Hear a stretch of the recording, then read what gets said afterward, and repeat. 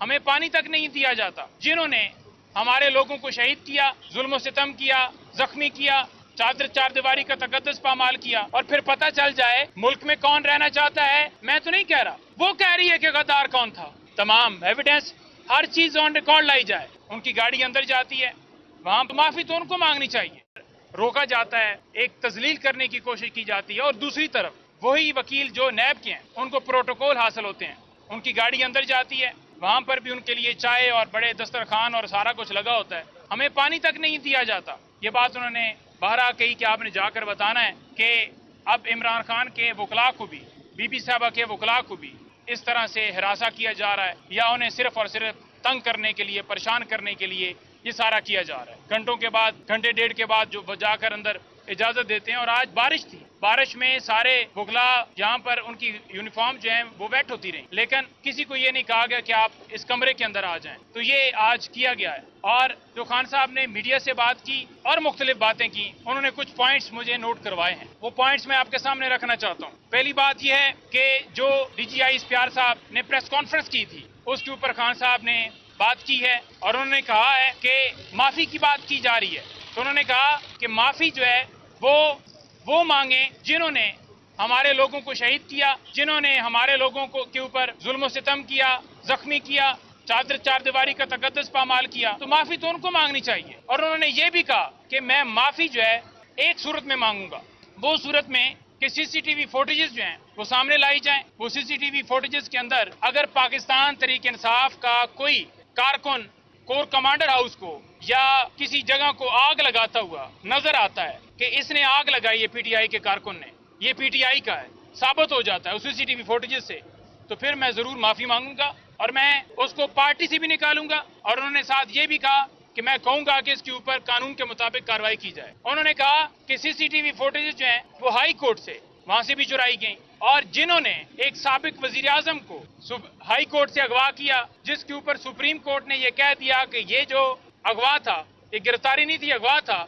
ये गैर कानूनी था। तो एक साबिक वजीर आजम जिसके साथ अवाम की सपोर्ट है, सबसे बड़ी पार्टी के सरबराह को आप इस तरह कॉलर से पकड़कर, घसीट कर, तजलील करके ऐसे केस में ले जाएंगे जहां पर वो बेल के लिए वहां पर गया हुआ है। और वो वजीर आजम, साबिक वजीर आजम, जिसके घर में 14 मार्च को जुडिशल कम्प्लेक्स हमला होता है, फिर 18 मार्च हमला होता है, और घर जो है जमान पार्क में 14 मार्च को हमला होता है। तो वो रेंजर्स और वो जो एहलकार हैं उनके खिलाफ कार्रवाई होनी चाहिए, और माफी वो मांगे जिनका कसूर है। हमारा कसूर ही नहीं है, हमें तो एक विक्टिमाइज किए जा रहे हैं। अब उन्होंने ये भी कहा कि फॉर एग्जाम्पल एक बंदा उस वक्त तहरीक इंसाफ के साथ था, जो ही उसने प्रेस कॉन्फ्रेंस की, उससे 9 मई के केसेस जो हैं वो भी खत्म कर दिए गए। जो ही उसने प्रेस कॉन्फ्रेंस की, जो ही उसने कहा कि मैं पाकिस्तान तहरीक इंसाफ से लड़की का जो है वो करता हूं, तो फौरन ही उसे छोड़ दिया गया। कहा गया कि ये तो 9 मई, इसका कोई कसूर नहीं है। तो ये कैसा 9 मई है जिसमें हम सुप्रीम कोर्ट में गए हैं कि हम जुडिशल कमीशन बनाया जाए। इसीलिए जुडिशल कमीशन नहीं बनाया जा रहा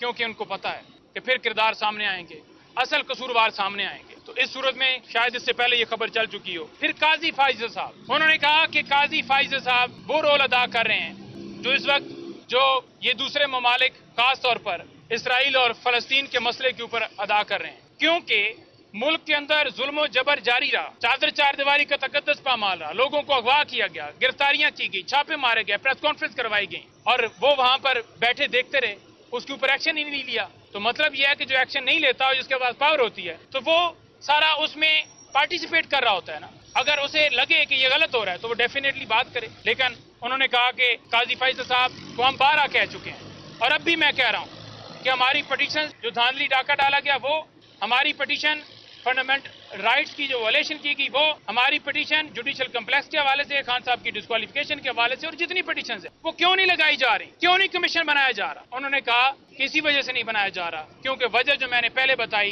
कि जब आप साथ दे रहे हो किसी का, तो इस वजह से नहीं बनाया जा रहा, तो लगाई जाए। फिर जो बांग्लादेश है, बांग्लादेश में जो आज सूरत हाल हुई है, खान साहब ने कहा है कि वहां का जो आर्मी चीफ है वो अवाम के साथ खड़ा हो गया है। उसने देखा है कि वो हसीना जिसने मुल्क के अंदर जुल्म जबर एक पूरे 14 से 15 साल वहां पर करवाया, पूरे एक जो है वो उस सारे सालों में लोगों के घरों में इसी तरह से लोगों को उठाया गया, उनके ऊपर मुकदमात बनाए गए, और स्टूडेंट्स को जिस तरह से वहां पर 300 स्टूडेंट्स थे उनको दहशतगर्द करार देकर शहीद किया गया, تو انہوں نے کہا کہ وہاں کا جو آرمی چیف ہے وہ عوام کے ساتھ کھڑا ہے، اس نے عوام کی رائے کا احترام کیا ہے، اور اس وقت جو صورتحال ہے پاکستان میں وہ بنگلہ دیش سے برتر ہے، اور یہی پاکستان کے اندر کیا جا رہا ہے۔ خاص طور پر انہوں نے کہا کہ جو بجلی کے بل ہیں وہ آج آسمانوں کو چھو رہے ہیں، آج لوگ بجلی کے بل نہیں ادا کر رہے۔ بار بار انہوں نے کہا کہ اس بات کو آپ بار بار اجاگر کریں کہ لوگوں کے آج جو میرا وہ وہاں پر بتا رہے تھے کہ جو اوپر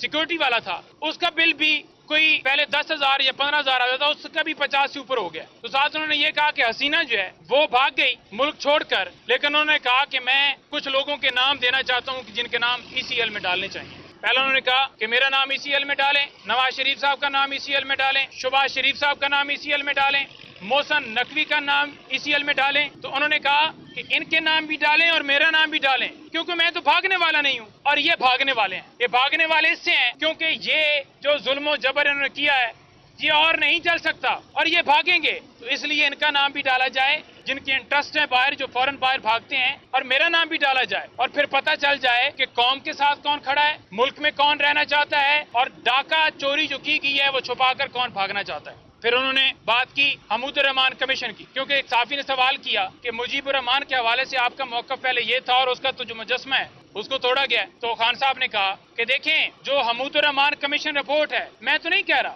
وہ کہہ رہی ہے کہ غدار کون تھا، اور اگر ایک بیٹی جو ہے وہ ظلم و ستم کرتی ہے کسی کے باپ کے ساتھ، بہن کے ساتھ، بیٹی کے ساتھ، تو ڈیفینیٹلی ریئیکشن میں لوگ کرتے ہیں، لیکن انہوں نے کہا کہ عوام کا مینڈیٹ اس وقت بھی تسلیم نہیں کیا گیا اور آج بھی نہیں تسلیم کیا جا رہا۔ پھر انہوں نے مینڈیٹ کی بات کی، انہوں نے کہا سب سے پہلے ہم کہتے ہیں کہ مینڈیٹ ہمارا واپس کیا جائے، کیونکہ یہ بات ہو رہی تھی نا کہ آپ تو الیکشن کی طرح آپ تو مینڈیٹ ان کا قبول کر رہے ہیں یا اس موقف سے پیچھے ہٹ رہے ہیں۔ تو انہوں نے کہا سب سے پہلے مینڈیٹ کی بات کر رہے ہیں، اور وہ اس صورت میں کر رہے ہیں الیکشن کی بات کیونکہ ان سے چل نہیں پا رہا اور انہوں نے بھاگنا ہے، اور فری اینڈ فیئر الیکشن کی بات کر رہے ہیں، لیکن پہلے ہمارا مینڈیٹ واپس کی جائے۔ پہلا مطالبہ خان صاحب کا یہ ہے کہ عوام کا مینڈیٹ جو ہے وہ عوام کو واپس کیا جائے۔ پھر انہوں نے کہا کہ آپ جا کر بتائیے گا کہ یہ جو سارا ملک کے اندر صورتحال چل رہی ہے، ایک پارٹی کو مسلسل وکٹمائز کیا جا رہا ہے، ہم یہ کہتے ہیں کہ تمام CCTV فوٹیجز، تمام ثبوت، تمام ایویڈنس، ہر چیز آن ریکارڈ لائی جائے، ایک ہی معاملے کے اوپر مختلف مقدمات میں امپلیکیٹ کر کے ایک کے بعد دوسرا، دوسرے کے بعد تیسرا، تیسرے کے بعد چوتھا مقدمہ جو ہے وہ کیا جاتا ہے۔ یعنی آپ کو شرم نہیں آ رہی، شرم کی تمام آپ حدیں پار کر چکے ہیں۔ آج کی سماعت کل تک ملتوی ہوئی ہے، میں نے آپ کے سامنے یہ چیدہ جو خان صاحب کی باتیں تھیں وہ رکھی ہیں، کوئی سوال ہے آپ کا تو وہ ضرور کیجیے گا، اس کے اوپر میں بتاؤں گا۔ Thank you.